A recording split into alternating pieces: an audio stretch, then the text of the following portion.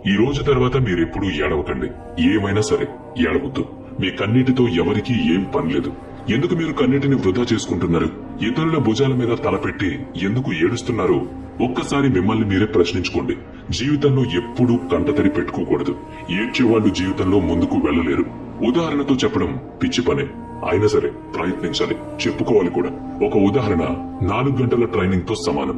జీవితాంతం ఆ కథలు గుర్తొస్తాయి. కథ చిన్నదే. స్క్రీన్ మీద 2 బొమ్మలు కనిపిస్తున్నాయి కదా. ఒకవైపు కర్ణుడు, మరోవైపు కృష్ణుడు ఉన్నారు. కర్ణుడు కృష్ణుడి విషయంలో ఆందోళన పడుతున్నాడు. కర్ణుడు ఆందోళనలో ఉన్నాడు. ఎందుకు? ఇద్దరి మధ్య సంభాషణ జరుగుతోంది. కర్ణుడు చెప్తున్నాడు, నా తల్లి నేను పుట్టగానే నన్ను వదిలేసింది. ఇందులో నా తప్పేముంది? నేనేం పాపం చేయలేదు. ద్రోణాచార్యుడు నాకు విద్య నేర్పడానికి ఒప్పుకోలేదు. నేను క్షత్రుయుణ్ణి కాదని నాకు విద్య నేర్పడానికి నిరాకరించాడు. ద్రౌపది స్వయంవరంలో నన్ను అవమానించి పంపించేసింది. ఎందుకంటే నేను రాజకుటుంబంలో పుట్టలేదని. నన్ను అవమానించి అక్కడి నుంచి నెట్టేశారు. ఈ విషయాలన్నీ చెప్తూ కర్ణుడు శ్రీకృష్ణుడి దగ్గర ఏడుస్తూ ఉన్నాడు. పుట్టగానే తల్లి వదిలేసింది. ద్రౌపది స్వయంవరం నుంచి పంపించేసింది. ద్రోణాచార్యుడు చదువు నేర్పడానికి నిరాకరించాడు. జీవితాంతం అవమానాలు పడుతూనే ఉన్నాను. నా తప్పేముంది?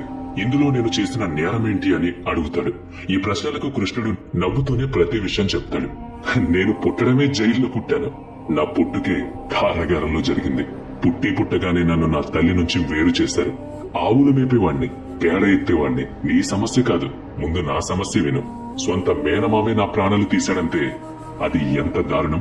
అన్యాయం ఇద్దరి విషయంలోనూ జరిగింది. ఈ అన్యాయానికి బాధ్యత ఎవరి మీద నెడతాను? ఈ ఇద్దరిలో ఎక్కువ అన్యాయానికి ఎవరు గురయ్యారు? కృష్ణుడే కదా. అతని పుట్టుకే కారాగారంలో జరిగింది. పుట్టుకతోనే చావు పీక మీద కూర్చుంది. సొంత మామ కత్తి పట్టుకుని తిరుగుతూ ఉన్నాడు. ఆవులు కాయాల్సి వచ్చింది, పేడ ఎత్తాల్సి వచ్చింది. అయినా సరే పిల్లన గ్రోవి వాయించేవాడు. సంతోషంగా ఉండేవాడు. అల్లరి చేసేవాడు. ఎప్పుడూ ఏడ్చేవాడు కాదు. ఆందోళన పడేవాడు కాదు. కర్ణుడు నిరంతరం తన పుట్టుక గురించి దిగులు పడుతూనే ఉండేవాడు. కృష్ణుడు తన పుట్టుక గురించి ఎప్పుడూ ఎవరిని నిందించలేదు. కర్ణుడు ఎప్పుడూ తన గతం తలుచుకుంటూ బాధపడేవాడు. కృష్ణుడు ఆనందంగా పిల్లన గ్రోవి వాయించుకుంటూ తిరిగేవాడు. భవిష్యత్తు చూసేవాడు. కాలం ఇద్దరికీ అన్యాయమే చేసింది. కర్ణుడు ఆ అన్యాయాన్ని చూసుకుంటూ ఎప్పుడూ కంటతడి పెట్టేవాడు. శ్రీకృష్ణుడు భవిష్యత్తు గురించి ఆలోచించుకుంటూ ప్రశాంతంగా ఉండేవాడు. కృష్ణుడికి తన జీవితంలో జరిగిన అన్యాయం కూడా గుర్తుకు తెచ్చుకునేవాడు కాదు. ఇద్దరూ ఒకేలాంటి అన్యాయానికి గురయ్యారు. అయినా సరే ఒకరు ఆందోళన పడుతూ ఉండేవారు, మరొకరు ప్రశాంతంగా నవ్వుతూ నవ్విస్తూ ఆట పట్టిస్తూ ఉండేవాళ్లు. అందుకు కారణం యాక్సెప్టెన్సీ. ఒకరు వాస్తవాన్ని అంగీకరించేందుకు సిద్ధంగా లేరు. మరొకరు చాలా సంతోషంగా వాస్తవాన్ని, తన జీవితాన్ని అంగీకరించారు, యాక్సెప్ట్ చేశారు. ఎలా అయితే అలాగే జరుగుతుంది. చూసుకుందాం అనుకున్నాడు కృష్ణుడు. ఈ ఇద్దరిలో మీరు ఎవరిలాగా ఉండాలనుకుంటున్నారు? ఇప్పుడు మీరే నిర్ణయించుకోండి. కర్ణుడిలాగా దుఃఖపడుతూ ఉండాలనుకుంటున్నారా? కృష్ణుడిలాగా జీవితాన్ని ఉత్సాహంగా గడపాలనుకుంటున్నారా? చివరికి ఏం జరిగింది?